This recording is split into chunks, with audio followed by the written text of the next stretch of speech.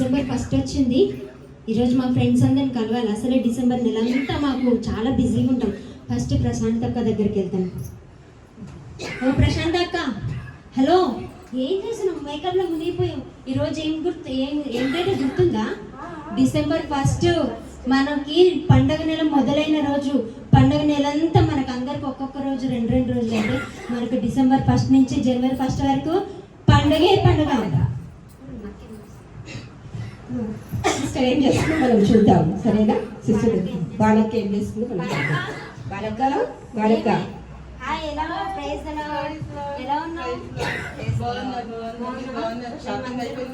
మాదంతా అయిపోతుంది. అసలు షాపింగ్ ఉంది మనకి. డిసెంబర్ 1 నుంచి జనవరి 1 వరకు మనకి ఫుల్ పండగే పండుగ. ఏం చేస్తున్నావు అసలు? ఏంటి, ఏమైనా వంటలు ఏమైనా చేసుకుంటున్నారా? ఎట్లా? నువ్వేం చేస్తున్నావు? షాపింగ్ అయిపోయింది, కొంచెం వంటలు చేశాను, ఇంకా చేయాల్సినవి చేస్తాను. నువ్వేం చేస్తున్నావు? నేను కూడా పెద్ద కేక్ చేస్తున్నాను, చాలా బాగా బిర్యానీ కూడా చేసుకుంటున్నాను. అందరిని పిలుస్తావా? లేదు, మా కుటుంబాన్ని మాత్రమే. అందరికి ఎందుకు పెట్టాను? షాపింగ్ అయిపోయింది అక్క నీది? అయిపోయింది. ఏం తీసుకున్నావు? పిల్లలకు బట్టలు ఒకసారి 10,000 పెట్టి తీసుకున్నాను. నేను చీప్గా 15,000 పెట్టి ఒకటే శారీ తీసుకున్నా. అయినా అది మరీ చీప్. నువ్వెంత తీసుకున్నావు అక్క? అయ్య బాబా, 15,000 10 పెడితే నేను తక్కువనే చెప్పాలి, ఎక్కువనే చెప్తాను. నేను 20,000 పెట్టి నేను పట్టు చీర తీసుకున్నాను. సరేలే, ఎంతైనా మన చీపే. కానీ క్యారెల్స్కి ఫోన్ చేశారా మీరు? సిస్టర్ చేశారా? నాకు కూడా చేశారు. మనందరం ఈ క్యారెల్స్కి కలుసుకొని డిసెంబర్ 1 నుంచి జనవరి 1 వరకు పండగే పండుగ. ఓకేనా? మా ఇంట్లో అయితే పైన స్టార్, ఇంట్లో బార్. మా ఇంట్లో అయితే పెద్ద కేకు, చాలా బిర్యానీ, పండగే పండగ. అందరిని పిలుస్తాం. మేము మా ఫ్యామిలీ మాత్రమే. మీరు? నేను వంటలు చేస్తాను. వాళ్ళు అన్నులు పండగలకి నన్ను పిలిచారు, నా పండగకి వాళ్ళు పిలుస్తా, భోజనాలు పెడతాను, అయిపోతుంది, పండుగ అయిపోయినట్టే. అంతేనా? Okay okay. ఈ నెలంతా మనం ఫుల్ ఎంజాయ్ చేద్దాం. క్యారెల్స్కి వెళ్దాం, తిందాం, పడుకుందాం. లేద్దాం, క్యారెల్స్కి వెళ్దాం, తిందాం, పడుకుందాం. ఎంజాయ్ అంటే ఎంజాయ్. ఏంటి, మనం ఫుల్ తిందాం, పడుకుందాం అంటే. ఏమైంది? ఏం కావాలి? అమ్మ ఆకలేసినమ్మ, తినడానికి ఏమైనా ఇస్తారా?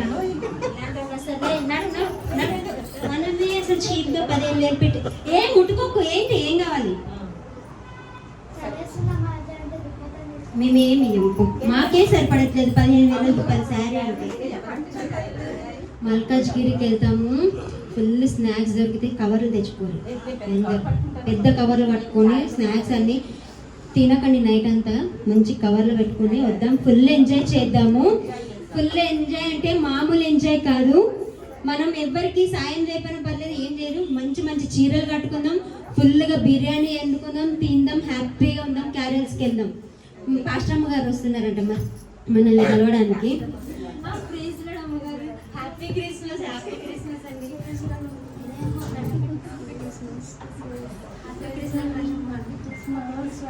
ఏం లేదు సిస్టర్, 15,000 వేసారు. ఎంతైనా చాలా చీప్గా మేము కొనుక్కున్నది.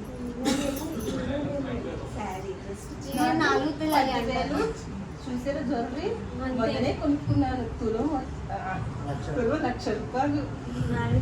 అందరూ చాలా ఖరీదైనవి కొనుక్కున్నట్టున్నారు. పండుగ అంటే ఇదే కదా సిస్టర్, మనం తినాలి, హ్యాపీ ఎంజాయ్ చేయాలి. ఇదే పండుగ అంటే. క్రిస్మస్ అంటే ఇదే కదా. అంటే మీరు క్రిస్మస్ అంటే ఇది అనుకుంటున్నారా? మేము ఏం చేద్దామమ్మా, మాకున్న దాంట్లో మేము కొనుక్కున్నాం. ఓకే, మీకు ఒక క్వశ్చన్ వేయనా? జవాబిస్తారా? సో క్రిస్మస్ అంటే మీరు ఏమనుకుంటున్నారు? వాళ్ళ ఇంటికి వెళ్ళి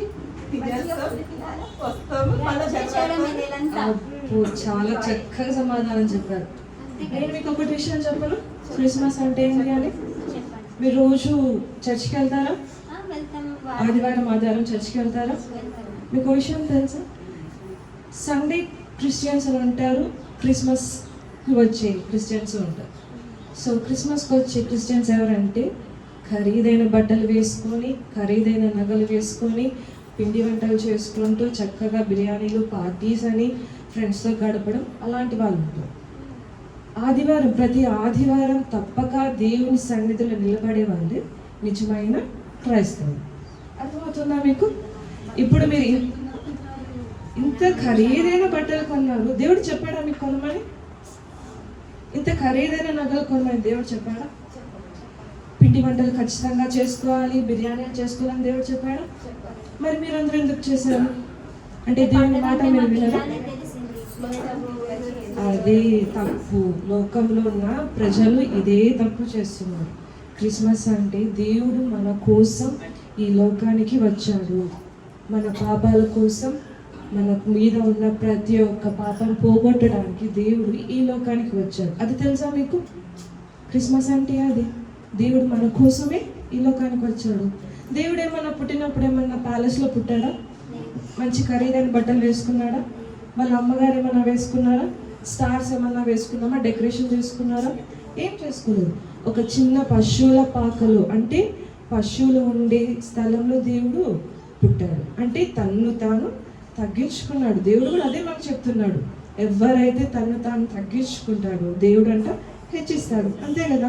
మీరు ఇంత ఖరీదైన బట్టలు వేసుకున్న ఉపయోగం ఏముంది? దేవుడు చూస్తాడా? ఒకరికి సహాయం చేస్తేనే కదా.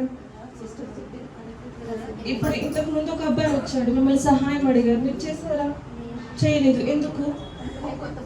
కొత్త బట్టలు వేసుకుంటే సహాయం చేద్దాం దేవుడు చెప్పాడా? లేదు కదా.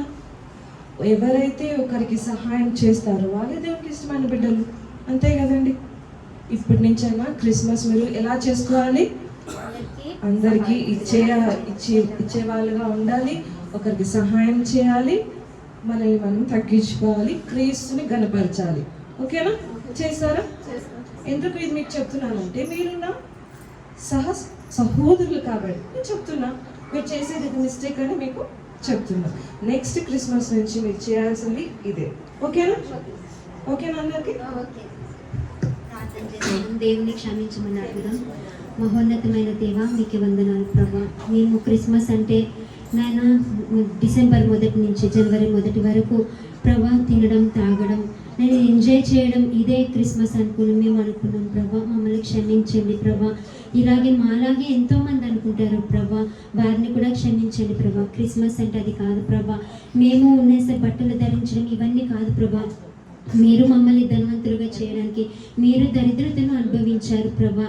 మేము మా కొరకు కొనుక్కోకుండా ప్రభా, మా కొరకే కాకుండా ప్రభా, అనేక మందికి మేము తీసుకునే వాళ్ళంగా కాకుండా ప్రభా, ఇచ్చే చేతులుగా ఇచ్చే వారిగా మమ్మల్ని దీవించమని ఈ క్రిస్మస్ అంతటిని మేము సంతోషంగా జరుపుకొని, మేమే కాదు మా ఇతరులతో కూడా సంతోషంగా జరుపుకోవడానికి సహాయం చేయమని యేసునామములో అడిగి వేడుకుంటున్నాం తండ్రి. ఆమేన్.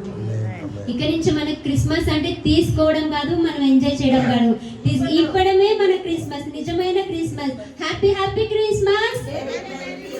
ఆమేన్. చప్పట్లు.